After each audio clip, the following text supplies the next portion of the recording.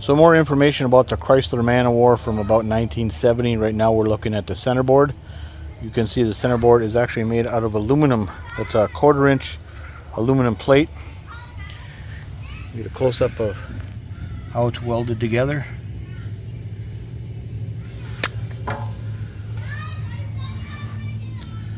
Like so, all the way around.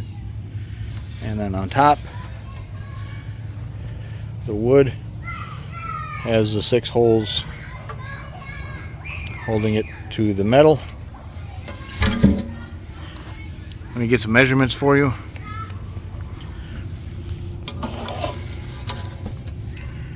We're looking at 16 inches wide at the top, and then the taper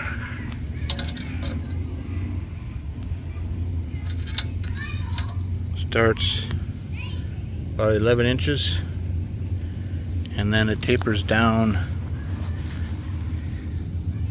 to about 10 inches, and the bottom is rounded off, and there's a little hole on the bottom. Don't know how important that is. And the whole thing lengthwise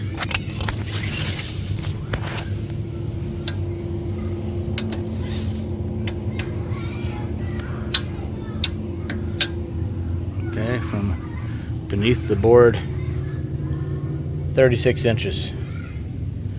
So you can see that this edge is straight, and then that edge tapers right here. Now this piece of rope with a piece of wood that's broken, I kind of cobbled that together and it broke, just a piece of plywood or something I had. But this piece of wood is for when you want to pull the centerboard up in shallower water and lock it in place. You would pull it up and then you'd wedge this piece of wood into the slot to hold the centerboard in place. But so,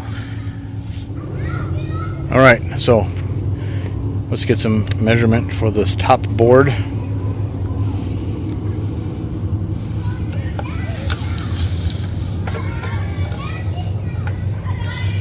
Looking at about 18 inches, and there's a taper cut on the back side here, and it is, get the ruler off of there,